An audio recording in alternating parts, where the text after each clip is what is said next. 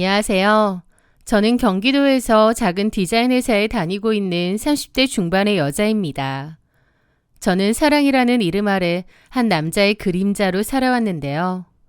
그게 사랑이라고 믿었지만 지나고 보니 참 허망하기 그지 없더라고요.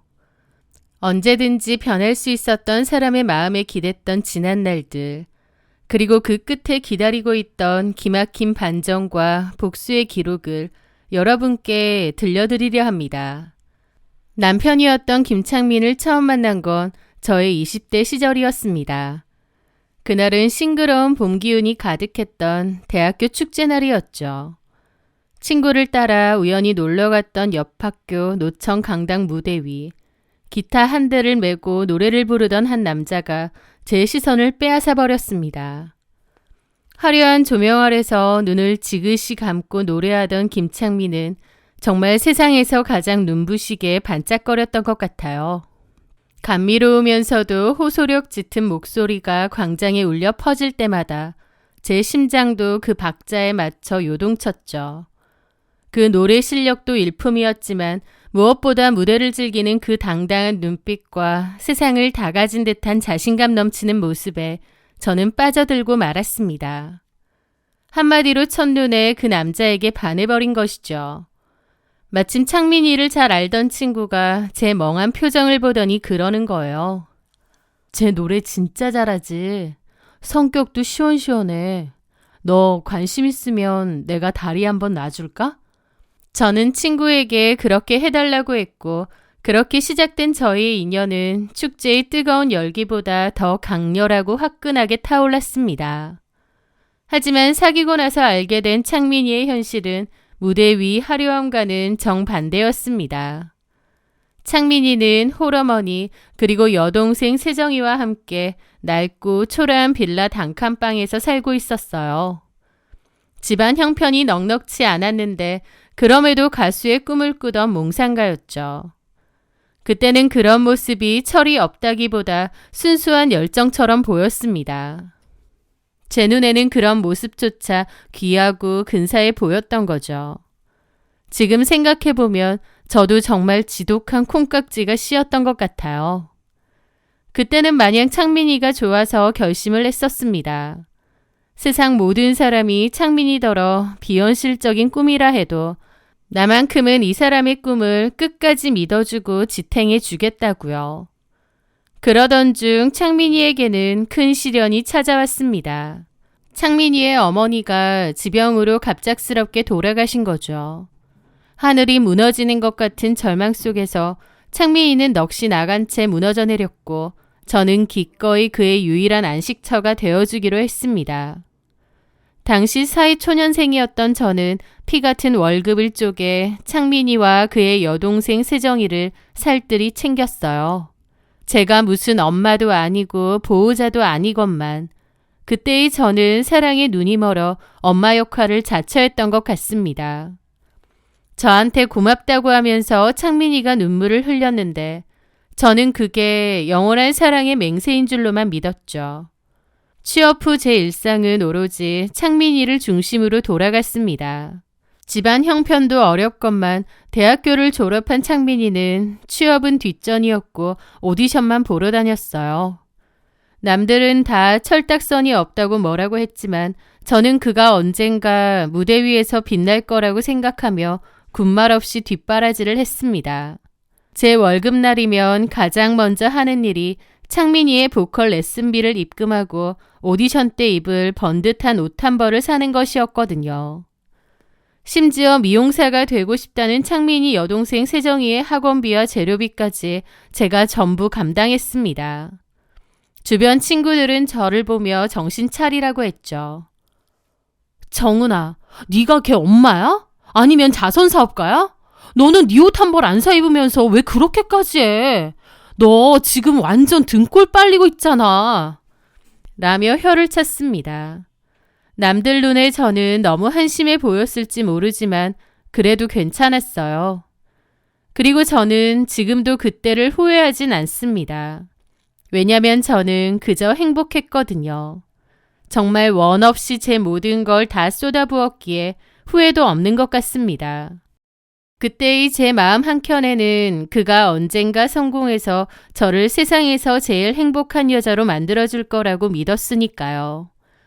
그렇게 시간은 흐르고 흘러 5년이라는 긴 시간이 흘렀습니다. 남편은 결국 가수가 되진 못했지만 저희는 결혼을 했습니다. 결혼 후에도 현실은 기대만큼 녹록지 않았습니다.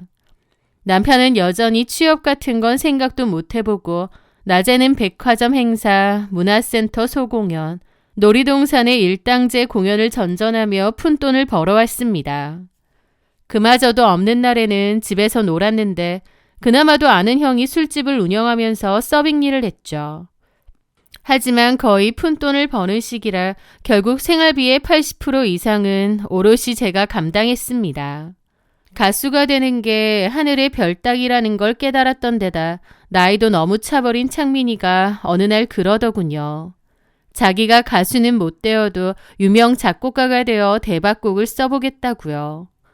그렇게 고가의 작곡 장비와 학원비를 요구했고 저는 이번이 정말 마지막이라는 심정으로 적금까지 깨서 그 뒷바라지를 했습니다. 남편은 제 손을 꼭 잡으며 그러더라고요. 은하야, 남자는 자기를 믿어주는 여자를 절대 배신하지 않는 법이야. 네가 나를 이렇게 끝까지 믿어줬으니 나는 절대 너를 배신하지 않을 거야. 조금만 더 기다려줘. 내가 진짜 멋지게 성공해서 호강시켜 줄 테니까. 눈시울까지 붉히며 하던 그 말을 저는 진심이라 믿었습니다. 남편은 자기 인생의 유일한 구원은 나뿐이라고도 말했고요. 하지만 4년이라는 시간이 더 흐르자 저도 사람인지라 지치기 시작했습니다. 30 중반이 다 되도록 정규직 직장 하나 없이 밤마다 술집에서 서빙 아르바이트를 간간히 하는 남편의 모습에서 예전 축제 무대 위에서 보았던 그 찬란한 반짝임은 더 이상 찾아보기 힘들었습니다. 하지만 생활이 힘든 것보다 참기 힘든 건 남편의 말과 푸념이었어요. 내 인생은 왜 이렇게 밑바닥이냐. 나도 저 TV에 나오는 사람들처럼 화려한 옷 입고 외제차 타면서 살고 싶다며 철딱선이 없는 소리를 입에 달고 살았거든요. 제가 참다 못해 그랬죠. 여보, 이제는 우리도 나이가 있잖아. 꿈도 좋지만 이제는 좀 안정적인 직장을 구해서 정신을 차려야 하지 않을까? 자격증 준비 같은 거라도 하면 어떨까 싶은데. 그랬더니 남편은 서운해하며 그러더군요. 진짜 너무한다. 너까지 나 무시하는 거야? 그러더니 토라져서는 며칠씩 저와 말도 섞지 않았습니다. 그러던 어느 날 남편이 평소와 달리 들뜬 얼굴로 그러더군요. 취업했어. 이제 만족해? 어디에? 술집 사장님이 아는 지인 회사에 소개를 해줬어. 쇼핑몰이야. 내가 워낙에 성실하고 싹싹하잖아. 이제 나도 번듯하게 출근하고 돈도 벌어올 테니까 기다려. 사회생활 경험이 전무한 사람이었는데 갑자기 어떻게 회사에 취직이 됐나 의아한 마음도 있었습니다. 하지만 그렇게 회사에 들어가는 경우도 없지 않으니 그런가 보다 하고 이해했어요. 그리고 어쨌든 뒤늦게라도 회사를 다닌다고 하니 너무 잘됐다 싶더라고요. 그런데 정말 이상한 건 그 다음부터였습니다. 남편은 CS 업무랑 포장 업무 같은 잡무를 주로 한다고 했는데 월급은 나쁘지 않게 받아왔거든요. 회사가 그렇게 큰 것도 아니고 이제 자리 잡기 시작한 구매대행 쇼핑몰이라면서 무슨 월급을 이렇게 많이 받느냐 물었는데 남편은 그저 우리 사장님이 통이 커서 그렇다고만 하더군요. 그런데 이상한 점은 그것뿐만이 아니었습니다. 남편은 밤늦게 사장님이 급하게 부른다며 술 상무라도 해드려야 된다면서 수시로 집을 비우기 시작했습니다. 당연히 사장님은 남자라고 했고요. 주말도 한밤중도 가리지 않고 전화 한 통에 튀어나가는 모습이 도저히 정상적인 회사원으로 보이지 않았습니다. 사장님한테 잘 보이려고 한다니까 이해는 하면서도 뭔가 마음 한구석엔 의심이 싹트기 시작했죠. 혹시 불법적인 일을 하는 건가 싶기도 하고요. 쇼핑몰이 어딘지 알려달라고 해도 맨날 대충 얼버무리더니 지나가는 길에 대충 저기라고 말하더라고요. 저는 일단 그 위치를 기억해 두었죠. 그러다 얼마 뒤 장롱 깊숙한 곳을 정리하다가 무언가를 발견하고 말았습니다. 번쩍이는 명품 시계가 담긴 상자였던 거죠. 그냥 봐도 상자가 너무 고급스러워 보이는데 낯선 브랜드에서 검색을 해봤어요. 놀랍게도 1,000만 원이 넘는 고가 브랜드의 시계더군요. 이게 왜 우리 집에 있지? 저는 너무 놀랐죠. 그렇게 남편이 퇴근하고 돌아오자마자 이게 뭐냐고 남편을 다그쳤습니다. 남편도 처음엔 좀 당황하더라고요. 자기 딴엔 숨겨둔 건데 제가 발견한 거니까요. 하지만 이내 천연덕스럽게 그러는 겁니다. 사장님이 주셨어. 이걸? 왜? 나를 너무 아끼고 좋게 생각하셔서. 그래서 선물로 주신 거야. 사장님 잘 안 쓰신대. 원래 사장님 거야. 말이 돼? 이거 검색해보니 엄청 비싼 거던데 이걸 선물로 준다고? 원래 돈 많은 사람이야. 일 잘하는 직원한테 그 정도도 못 줄까. 하지만 제 가슴 속에는 차가운 공포가 밀려왔습니다. 평생 노래밖에 모르던 남자가 사회생활 한번 안 해봐서 썩 일을 잘할 것 같지도 않은데 고작 몇 달 일했다고 명품 시계를 선물 받는다? 말도 안 되는 상황이죠. 제 직감은 이미 경고등을 미친 듯이 울리고 있었습니다. 무언가 아주 심각하고 추악한 일이 남편 주변에서 벌어지고 있는 것 같았죠. 게다가 그 남편은 점차 변했습니다. 예전엔 저에겐 늘 고맙다고 말을 하고 서로 좋은 말, 다정한 말만 주고받았는데 어느 순간 저만 보면 짜증을 내고 눈을 부라리는 거예요. 막 트집을 자꾸 잡고 억지도 부렸죠. 그 바람에 남편과 저는 자주 싸우게 되었고요. 그러던 어느 날 술에 잔뜩 만취해서 들어오더니 저한테 그러는 겁니다. 생각해보니까 내 인생이 왜 이 모양인지 알겠어. 다 너 만나서 그래. 뭐라고? 너를 만나는 게 아니었어. 너같이 구질구질한 애랑 살다 보니 내 운이 다 막힌 것 같아. 잘 나가는 사람이랑 있어야 나도 잘 되는 건데 네 옆에 있으니까 결국 나도 이 모양으로 구질구질하게 사는 거야. 라는데 너무 어처구니가 없어서 말문이 다 막히더라고요. 언제는 자기를 믿어줘서 고맙다더니 이제는 제가 자기 인생의 걸림돌이고 저 때문에 자기가 안 풀렸답니다. 어떻게 이럴 수가 있는지. 남편은 그 뒤에 이혼까지 요구했습니다. 저랑 더 이상 안 살고 싶다면서요. 저는 이혼을 못 해준다고 버텼지만 남편은 끈질기게 이혼을 요구하더군요. 하루라도 빨리 이혼을 해야 할 것처럼 저를 닥달해대더니 나중엔 집까지 나간 거예요. 심지어 연락도 잘 되지 않았고요. 저는 전에 남편이 지나가는 길에 말했던 그 쇼핑몰을 찾아가기로 했습니다. 그곳으로 찾아갔죠. 어떻게 오셨죠? 김창민 씨 와이프인데요. 김창민 씨 좀 만나러. 누구요? 김창민이요. 그 직원은 어리둥절해하며 그러더라고요. 저희 회사에 김창민이라는 사람은 없는데요. 직원이 10명밖에 없어서 누가 누군지 다 아는데 그런 사람은 없습니다. 그 말에 저는 어찌나 벙찌던지요. 남편은 이곳에 다니는 것도 아니었던 겁니다. 분명 쇼핑몰에서 일한다고 했는데 그럼 여태까지 어디로 출근을 했으며 매달 가져오던 월급은 뭐지? 어처구니가 없더라고요. 저는 남편을 찾아내야 했습니다. 고민 끝에 제 남동생에게 이 일을 털어놓았어요. 남동생도 매형이 어떻게 그럴 수 있느냐며 자기가 돕겠다고 하더라고요. 그렇게 저는 남동생과 함께 남편의 뒤를 쫓기로 했습니다. 그런데 문제는 남편이 집을 나갔기에 당장의 행방을 알 수가 없었어요. 결국 저는 한 가지 묘수를 떠올렸죠. 남편에게 이혼해 줄 테니 집에 좀 오라고 했습니다. 남편은 제 연락 다 씹으며 지내더니 이혼해 준다고 하니까 냉큼 오더라고요. 하지만 저는 집에 없었습니다. 밖에서 기다리고 있었거든요. 집에 도착한 남편이 저에게 전화를 했지만 저는 받지 않았습니다. 잠시 후 남편이 욕을 하며 집에서 나오더라고요. 그리고는 집 앞에 주차되어 있는 외제차에 올라타는 겁니다. 도대체 뭔 돈이 있어서 저런 차를 타고 다니는 건지 저는 남동생과 남편 뒤를 조심히 밟았습니다.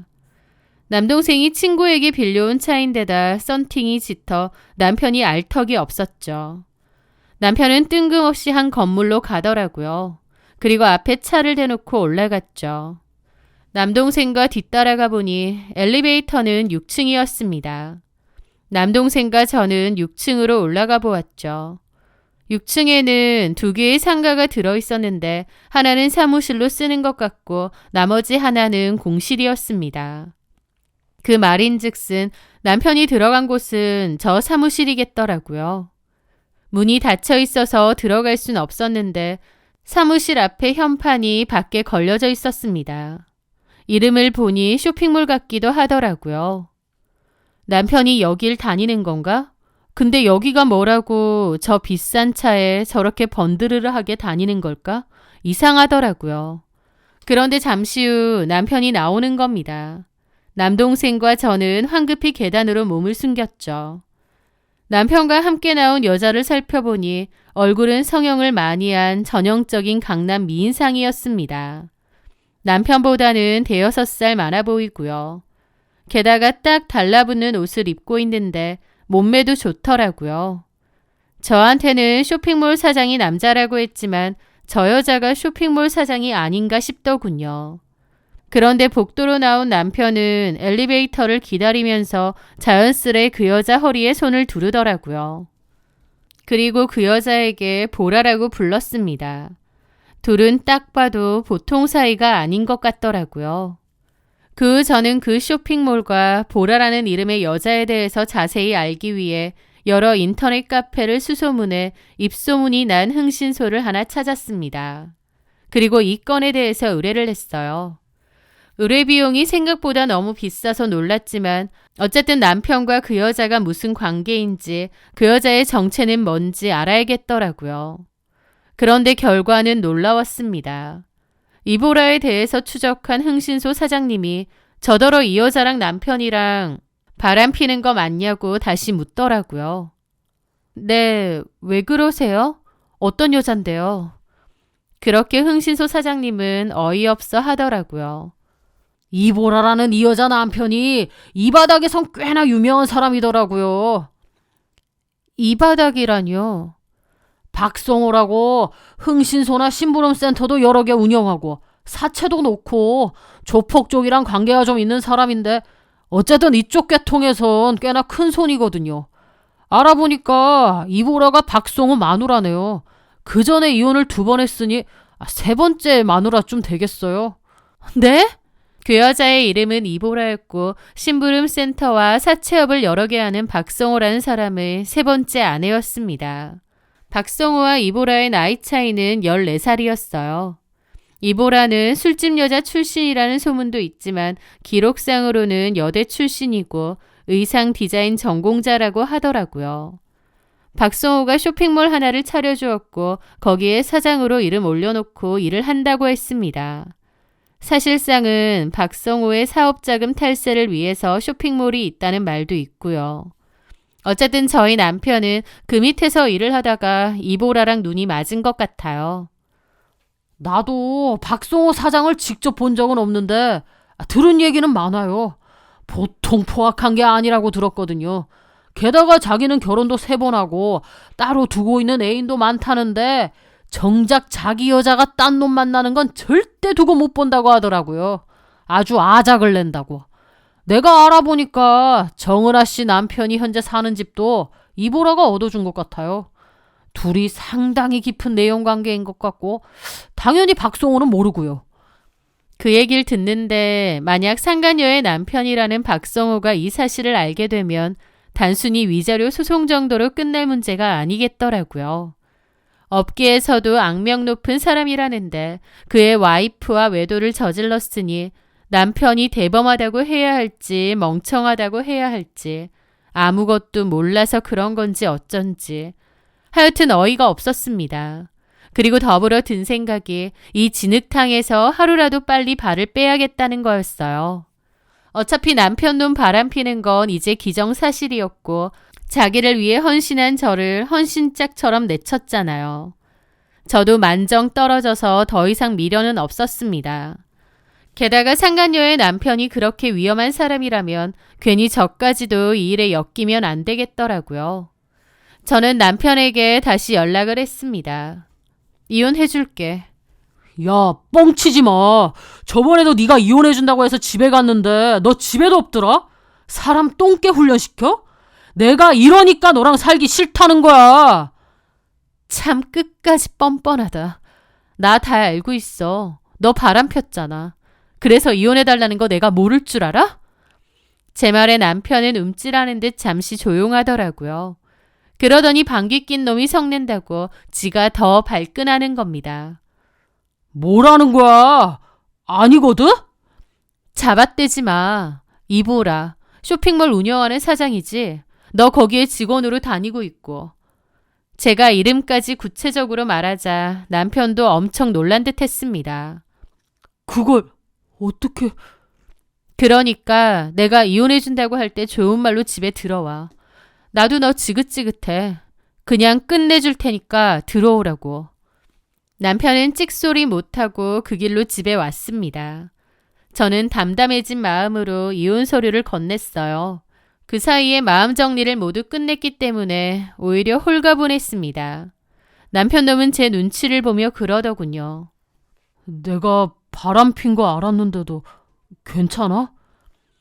몇 년 동안 내 돈 생활비로 잘 쓰고 살다가 갑자기 이혼해달라고 연부를 외는데 내가 그 정도도 몰랐을까 봐? 내 뒷조사 했어? 뒷조사라고 할 것도 없었어. 됐고 이혼 안 할 거야? 해야지. 저기 미안해. 됐어. 나 너랑 그 여자 상대로 위자료 소송 걸 거야. 이 집도 내 지분이 더 많으니까 너는 몸만 나가. 그리고 네 여동생한테도 내가 그동안 학원비며 용돈 준 거 그것도 다 받아낼 거야. 이혼과 별개로 전부 다. 위자료 소송 걸 테니 그런 줄 알아. 제 말에 남편은 미간을 찌푸리더라고요. 아, 왜 그래? 그냥 좋게 좋게 이혼해주지. 무슨 소송이야. 야, 내가 이쯤에서 끝내주는 것도 고마운 줄 알아. 이혼은 해주는데 그거랑 별개로 위자료는 받아야 나도 덜 억울하지 않겠니? 너 같은 놈한테 허비한 내 시간이 아깝다.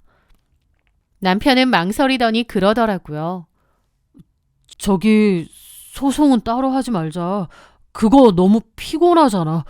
그러지 말고 내가 그냥 돈으로 주면 어떨까?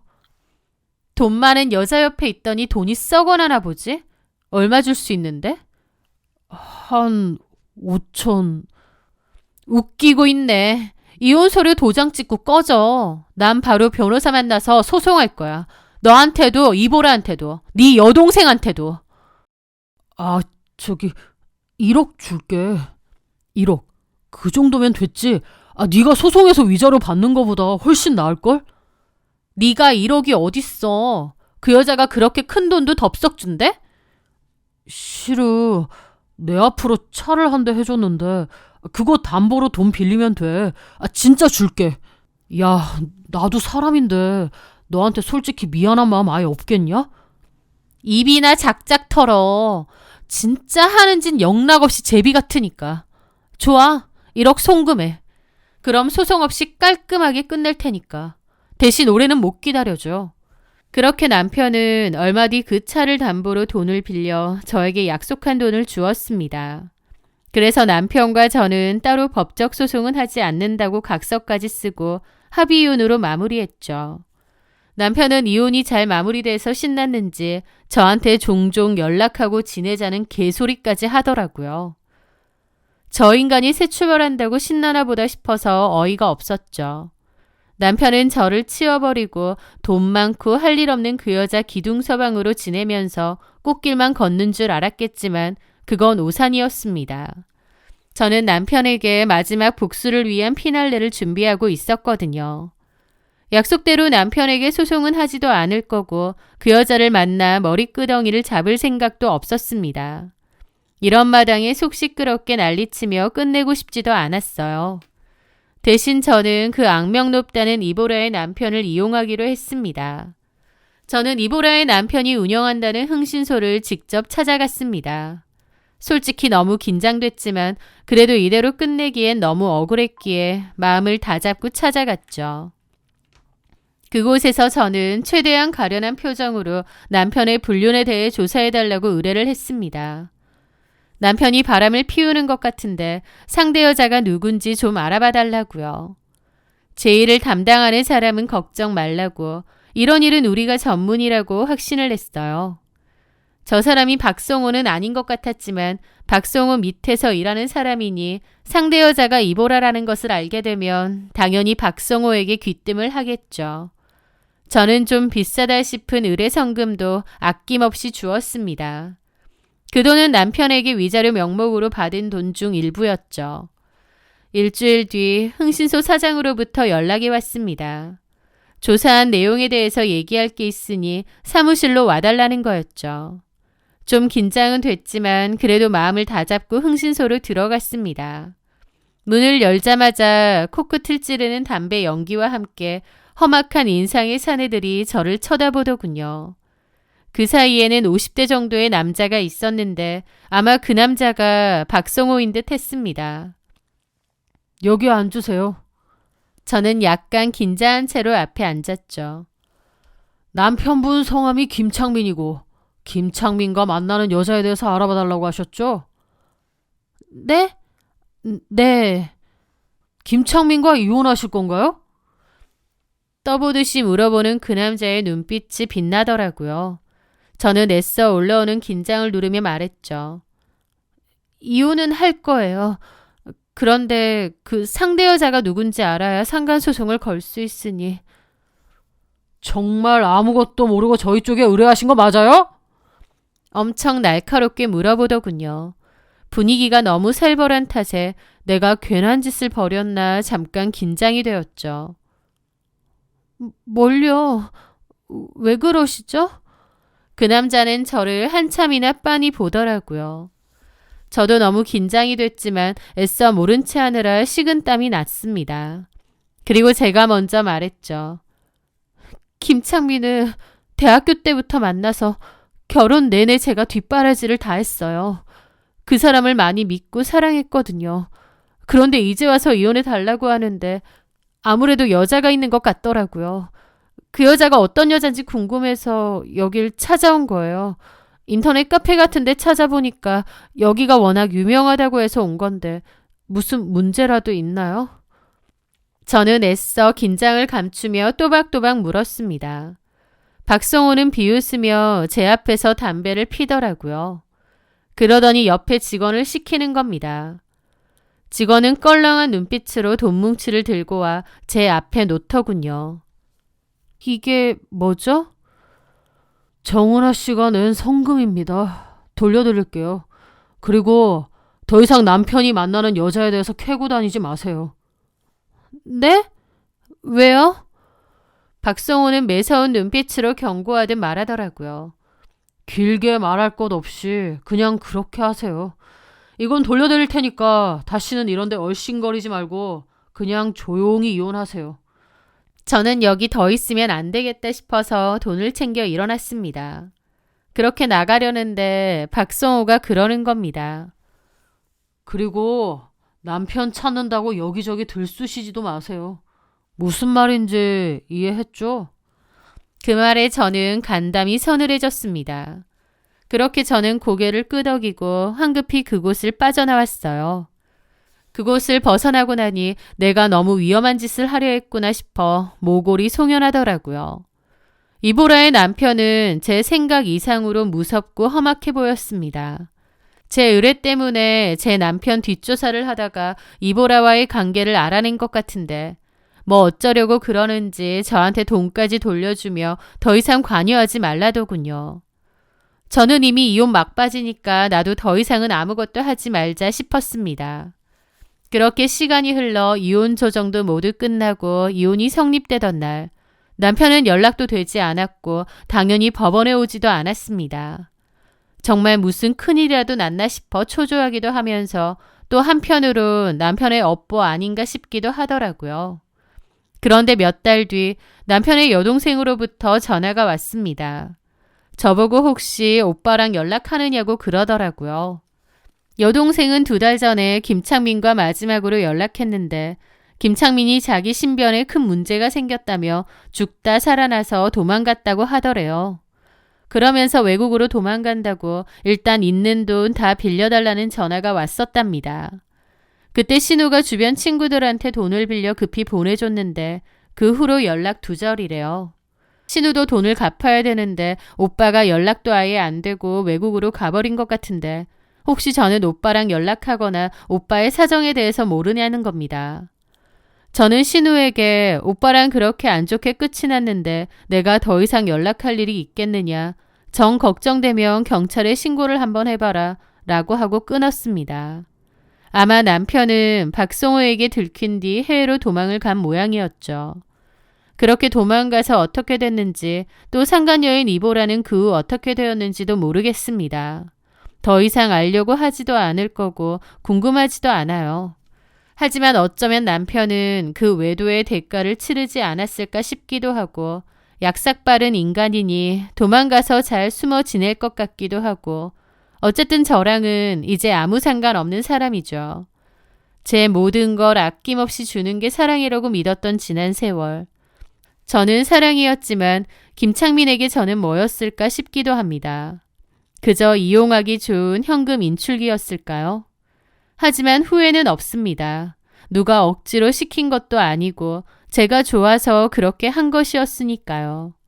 그때는 그게 최선이라 믿었고 그게 내가 사랑하는 방법이라고 믿었을 때니 그때의 저를 비난하고 싶지 않습니다. 다만 저는 이제 남자에게 제 마음의 전부를 거는 어리석은 짓은 절대 하지 않습니다. 그리고 남의 꿈을 대신 꾸어주는 대신 제 꿈을 위해 투자하고 저를 위해 일하며 제 인생의 진정한 주인공으로 살아가려 합니다. 제 사연 들어주셔서 감사합니다.